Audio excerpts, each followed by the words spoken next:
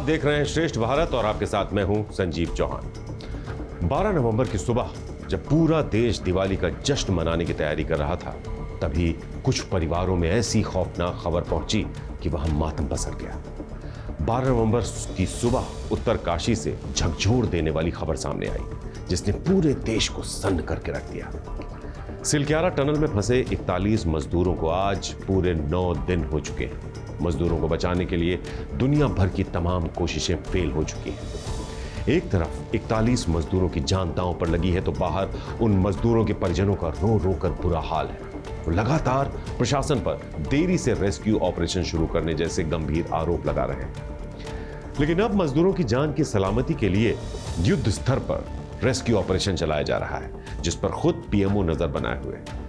जैसे जैसे मजदूरों के फंसे होने के दिन बढ़ते जा रहे हैं, प्रशासन के हाथ पांव भी फूलते जा रहे हैं, क्योंकि 16 नवंबर को यह खबर आई थी कि 41 में से 2 मजदूरों की हालत गंभीर बनी हुई है, जिसे देखते हुए आनन फानन में अमेरिकी ड्रिलिंग मशीन ऑगर भी मंगवाई गई थी, लेकिन वो भी फेल हो गई।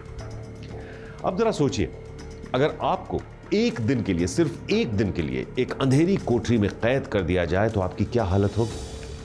ऐसे ही कुछ खौफनाक हालात में 9 दिन से 41 मजदूर, जी हां 9 दिन से 41 मजदूर फंसे हुए हैं। मामले की गंभीरता को देखते हुए सोमवार सुबह यानी 20 नवंबर को international tunnelling underground space association के प्रेसिडेंट प्रोफेसर अर्नल्ड डिक्स भी उत्तरकाशी पहुंचे। डिक्स ने वर्टिकल ड्रिलिंग के लिए 2 पॉइंट फाइनल किए। उन्होंने मिट्टी और पत्थरों की जांच कर यह बताया कि ये मशीनें पत्थरों को ड्रिल करने में सक्षम हैं। SJVINL के चीफ इंजीनियर जसवंत कपूर ने बताया कि 2 और ड्रिलिंग मशीनें गुजरात और ओडिशा से आ रही हैं। इनके मंगलवार तक यहां पहुंचने की उम्मीद है। हेवी वर्टिकल ड्रिलिंग मशीन को पहाड़ी तक लाने के लिए 1200 मीटर सड़क बनानी है। BRO के मेजर नमन नरूला ने कहा है कि यह काम सोमवार तक पूरा कर लिया जाएगा। वहीं रेस्क्यू के लिए देहरादून से ड्रिलिंग मशीन लेकर आ रहा एक ट्रक सोमवार सुबह 3 बजे ऋषिकेश में खाई में गिर गया। ट्रक में वर्टिकल ड्रिलिंग की बैकअप मशीन थी। ट्रक ड्राइवर की हालत गंभीर है। वर्टिकल ड्रिलिंग की एक मशीन उत्तरकाशी पहुंच गई है। दोनों मशीनें सतलुज जल विद्युत निगम लिमिटेड यानी SJVNL की हैं। इससे पहले रेस्क्यू के लिए आई 4 मशीनें 3 प्लान फेल हो चुके हैं, जिसके बाद नई रणनीति बनाई गई, जिसके तहत 8 एजेंसियां, जिनमें NHIDCL, ONGC, THDCIL, RVNL, BRO, NDRF, SDRF, PWD और ITBP एक साथ 5 तरफ से टनल में ड्रिलिंग करेंगी।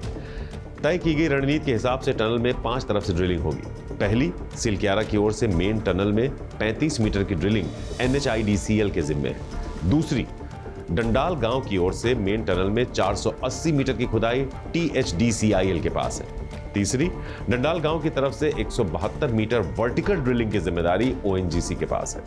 चौथी, सिलक्यारा से 350 मीटर आगे यमुनोत्री जाने वाले पुराने रास्ते पर BRO ने सड़क बनाई।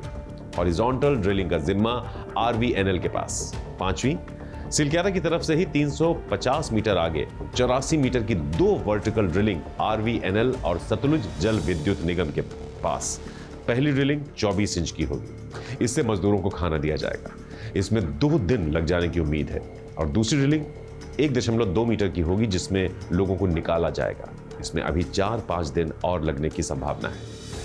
तो चलिए अब सिलसिलेवार तरीके से आपको बताते हैं कि 12 नवंबर को टनल धंसने के बाद से अब तक क्या क्या हुआ। तो 12 नवंबर की सुबह 4 बजे टनल में मलबा गिरना शुरू हुआ, जो 5:30 बजे तक मेन गेट से 200 मीटर अंदर तक भारी मात्रा में जमा हो गया। टनल से पानी निकालने के लिए पाइप बिछाए गए और ऑक्सीजन, दवा, खाना, पानी अंदर भेजा जाने लगा। बचाव कार्य में NDRF, ITBP और BRO को लगाया गया। 35 हार्स पावर की ऑगर मशीन से 15 मीटर तक मलबा हटा भी। 3 नवंबर की शाम तक टनल के अंदर से 25 मीटर तक मिट्टी के अंदर पाइपलाइन डाली जाने लगी।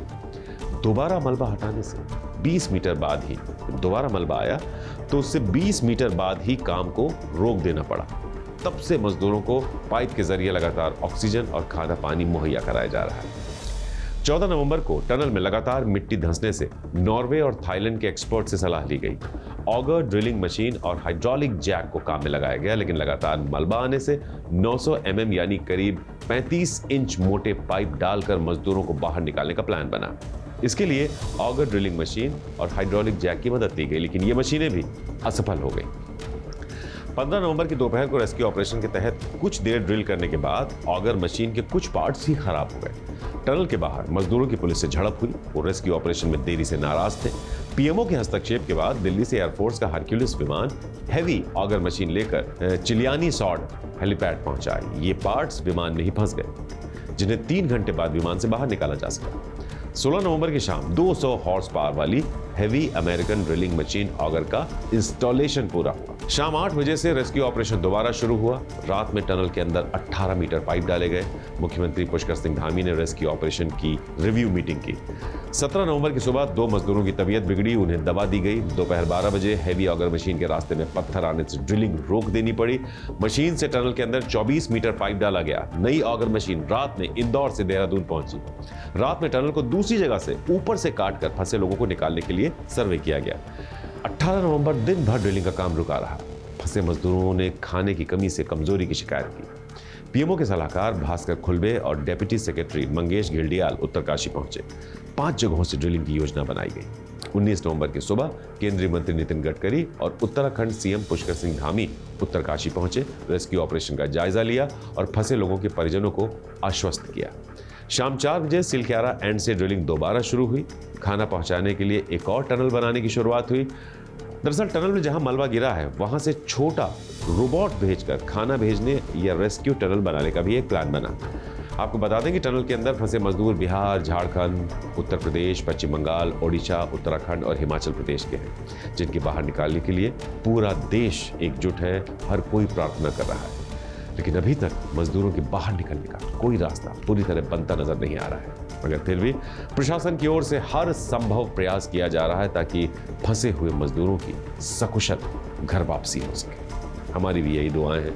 आप सब भी दुआ कीजिए कि ये सारे मजदूर सकुशल जल्द से जल्द बाहर आ पाए। श्रेष्ठ भारत पर खबरों से जुड़े रहने के लिए चैनल को सब्सक्राइब करें, बेल आइकन दबाएं और देखते रहें श्रेष्ठ भारत।